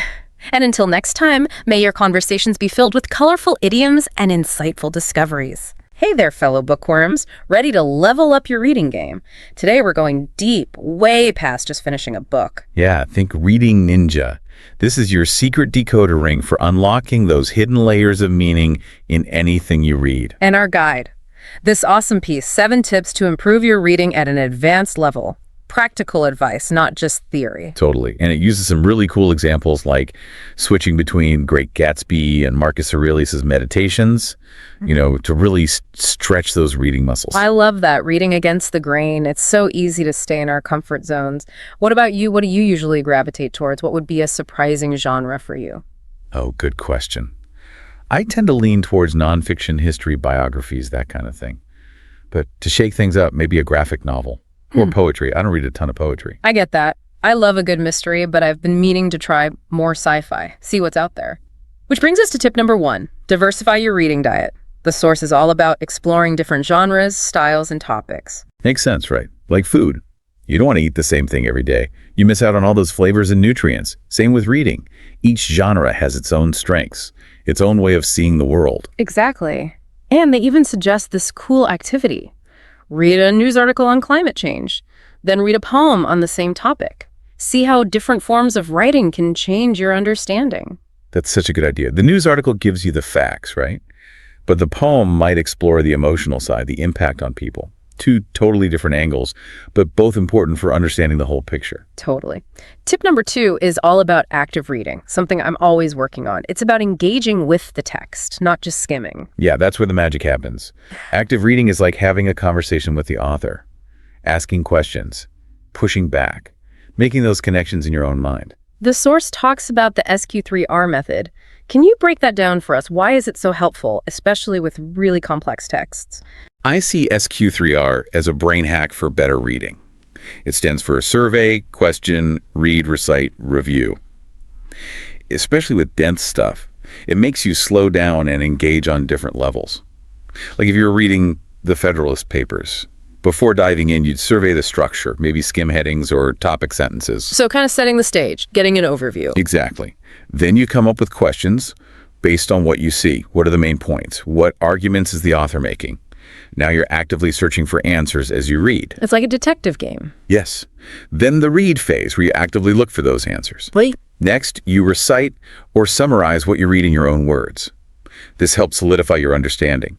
And finally, review to make sure you remember the key points. Intense, but it sounds super effective, especially for those brain bender books. A mental workout, but a good one. Okay, tip number 3 always gets me excited. Expanding our vocabulary. They suggest keeping a vocabulary journal, which sounds fun. Like building your arsenal of words. But what about those words that just completely stump you, like singularity in Stephen Hawking's A Brief History of Time? I remember just staring at that one, completely lost. I know that feeling. You got to become a word detective. Context is everything. You can often figure out the meaning using root words, prefixes, suffixes, break it down into smaller parts. Like solving a puzzle. And once you crack the code, that word unlocks a whole new level of understanding. I had that with epistemology in a philosophy book. I finally broke it down. Episteme meaning knowledge, and logos meaning study. Boom, the study of knowledge. It's the best feeling. And those aha moments build on each other. Every new word opens up more understanding. You can tackle even more complex stuff. Brain leveling up. Tip number 4 is where it gets interesting. Author's craft. Understanding the why behind an author's choices. It's like peeking behind the curtain, seeing the magician's secrets. Totally. They use 1984 as an example how Orwell creates that feeling of oppression through his writing. What are some clues we can look for to get an author's purpose? Oh, so many. Tone, imagery, sentence structure, rhetorical devices, they all add up. Like, think about it. A short, choppy sentence creates urgency, tension, right?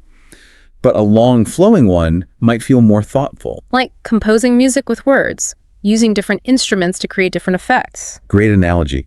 And you, as the reader, start to pick up on those little cues. You see how everything plays a role. Word choice, pacing, even punctuation. Like learning a secret language. They suggest analyzing a paragraph from Virginia Woolf's To the Lighthouse to really examine the sentence structure. I challenge you, try that with anything you're reading. Pick a passage and dissect it. It's amazing what you find. I agree. Ask yourself, what choices are they making and why? You'll see patterns, appreciate the craft even more. Okay, tip number 5 gets into summarizing and critical thinking. Essential skills for any advanced reader. I'll admit, sometimes I just want to get lost in the story, but slowing down to analyze is crucial too. It's like the difference between watching a movie passively versus really engaging with it. When you summarize, you got to boil things down to the essence, really understand the main points. Critical thinking is about questioning assumptions, looking at different perspectives, and evaluating the evidence. They talk about summarizing an article on AI, which is constantly changing. Imagine trying to sum up all those complex ideas. It's a challenge. Yeah. But so valuable. Critical thinking is even more important now. We're bombarded with information from everywhere. You got to be able to tell fact from opinion, bias from objectivity. It's about being a smart consumer of information, not just believing everything you read. Exactly. And a great way to practice those skills is joining a book club or discussion group. Have you ever read Thoreau's Civil Disobedience? Talk about sparking debate. Those ideas about individual conscience versus the state are still so relevant. Imagine discussing that in a book club. Things could get heated in a good way. I'd love to be a fly on the wall for that one. A book club is like having your own team of experts to bounce ideas off of. You hear different interpretations, challenge your own assumptions. You might discover things you missed on your own. It's like having multiple lenses to view the same material. Plus, you might find new authors or genres you wouldn't have tried otherwise. And it's just fun to geek out with other book lovers. Totally. It's a built-in support system for your reading journey. Speaking of support, ready for tip number 6. This one might surprise you. Reading aloud. I know, right? It sounds a bit counterintuitive, but trust me, there are benefits, especially for complex texts. They even suggest trying it with Shakespearean sonnets to appreciate the rhythm and flow, like adding another dimension to the words. It is. It forces you to slow down, enunciate clearly, savor the language. Especially helpful with poetry, but even with prose it makes a difference. Imagine tackling a dense philosophical argument out loud. It becomes so much clearer. Okay, I'm starting to get it. It's like using more of your senses to engage with the material. Exactly. And remember, we learned language through sound first. Reading aloud taps into that. Plus, think about when we were kids reading aloud together. We learned so much that way. I loved those read-alouds in school. And the source even says, record yourself reading aloud and listen back. Brilliant. Yeah. It might feel awkward, but it's a fantastic way to see where you stumble, work on pronunciation, improve fluency, like your own personal coach. I'm adding that to my toolkit. Okay, our final tip. Goal setting. I'm all about goals, but sometimes I'm not sure where to start, especially with something as broad as reading. I get that. The source uses War and Peace as an example, which is a big one. But they have a great point. Break down big goals into smaller chunks. So instead of I'm going to read War and Peace, it's I'm going to read 50 pages a week. Exactly. It feels much less scary. Yeah. And you get that sense of accomplishment as you hit those smaller milestones. And there are great tools to help you track your progress. I love Goodreads. It's so motivating to see what you've read, find new books, share your thoughts. It's a great community for book lovers. Yeah. And speaking of community, they mentioned book clubs again. There's nothing like connecting with other readers and really diving deep together. It's like a cheering squad for your reading journey. So we've covered a lot. Diversifying our reading, active reading, vocabulary, author's craft, summarizing, reading aloud, and goal setting. It's been quite the exploration of becoming a more advanced reader. It has. And I hope our listeners feel inspired to take their reading to that next level. Me too. You know, as we wrap up this part, it makes me think about the power of reading. It's not just about knowledge. It's about understanding the world and ourselves better. That's beautifully put. It's about empathy, critical thinking, opening ourselves up to new perspectives and possibilities. Exactly. And it's a journey that never really ends. There's always something new to discover, a new connection to make. And with the right tools and techniques, we can keep growing as readers our whole lives. I love that. So, as we wrap up this segment of our deep dive, I want to leave you with a thought. What's one book or article you've always wanted to read, but felt intimidated by? What's that one that's been sitting on your shelf, whispering promises of adventure? Maybe it's a classic, a dense philosophical work, or something scientific that's always intrigued you. Now is the time to embrace the challenge. Use the tips we've discussed and approach it with confidence, curiosity, a sense of adventure. You might be surprised. Now, before we move on to part 2, we want to hear from you. What's one aha moment you've had while reading? Share your stories, your insights, your favorite reading techniques. We'll be back soon with more on how to level up your reading game. That reminds me of when I was wrestling with this really dense philosophy book, and I was just stuck. I tried recording myself reading it aloud just to see, and honestly, What happened? it was like someone else was reading. I picked up on all these things I totally missed before. It's amazing how just changing how you interact with the text can do that. Like unlock it. Speaking of unlocking, tip number 6 is all about reading aloud. Yeah, I know, right? Sounds a bit old school. Yeah, like elementary school. But the source makes a good case for it, especially for becoming more advanced readers. Essentially. They even suggest reading Shakespeare out loud, like those sonnets, Oh, yeah. to get the rhythm and flow. What's the idea there? When you read silently, Don't you think you kind of skim? Your mind races ahead. Oh, for sure. But reading aloud, you got to slow down, enunciate every word, really savor the language. Like it adds this whole other dimension. Almost like performing it, bringing it to life. So you pick up on those subtle things you might miss otherwise. Exactly. And it's not just poetry. Think about a tough philosophical argument, or even a legal document. Reading it aloud can make it so much clearer. Okay, I see what you're saying. It's like using more of your senses to really engage with it, which helps you remember it better too. Right. And we learn language through hearing first, don't we? Yeah. So reading aloud kind of taps into that. Plus, it's like when we were kids reading aloud together. Yeah. Remember how much we absorbed? I do. Those were great. And the source even says to try recording yourself reading aloud and listening back. I know it sounds a little weird. Yeah, but it could be really helpful. Absolutely. You can hear where you trip up, work on pronunciation, get more fluent overall. It's like having your own personal coach. I'm going to try that. Okay, last tip from the source. Goal setting. I'm a huge believer in goals, but I'm not always sure where to begin with reading. It can feel so overwhelming. Yeah, I understand that. They use War and Peace as an example, which, yeah. That's a big one, intimidating. But their point is, break it down. Exactly. So instead of I'm going to read War and Peace, maybe it's I'm going to read 50 pages a week. Right. Way less daunting. And you get that feeling of accomplishment as you hit those smaller goals. Which keeps you motivated. And there are great tools to help, like Goodreads. I love that. Seeing your progress, finding new books, sharing your thoughts. It's such a great community for book lovers. And that brings us back to community in general, right? Yeah. Book clubs, online groups, even just friends you swap books with. It makes a difference. Totally. Having other readers around you, it's like a support system. A cheering squad for your reading. I like that.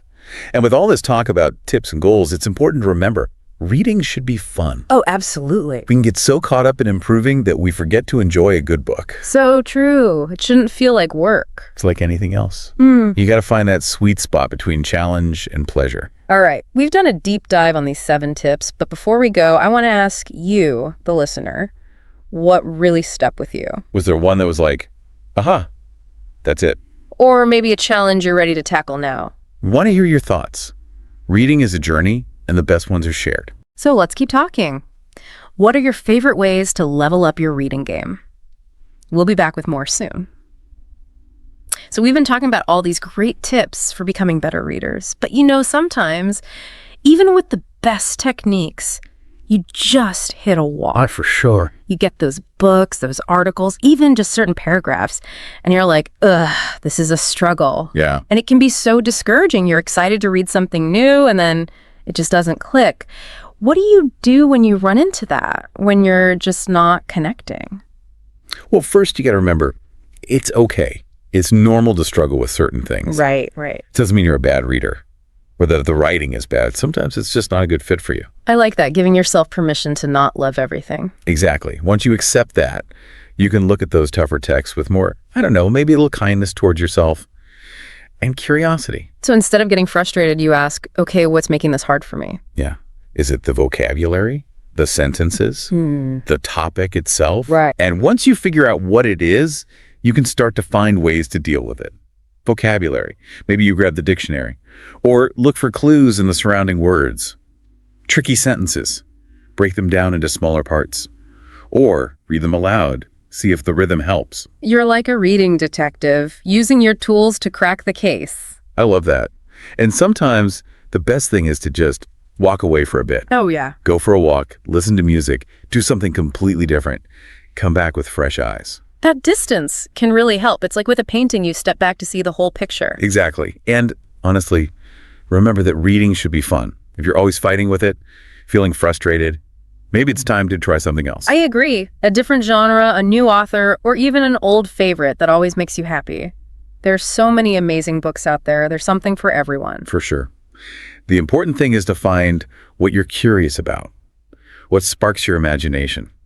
As we wrap up this whole deep dive into reading, it keeps coming back to this. It's so personal. It really is. We can learn techniques, we can get better at it, but at the end of the day, it's that connection you make with what you're reading. It's like connecting with another mind, even if they lived centuries ago, exploring new worlds, understanding ourselves and the universe better. A journey of discovery. And like all good journeys, the best thing is to go with curiosity, a sense of wonder, and be open to getting a little lost along the way. Keep exploring, keep asking questions, and never lose that sense of wonder. That's the magic of reading. That's all for this episode of The Deep Dive. We hope you found some inspiration to level up your reading game. Until next time, happy reading.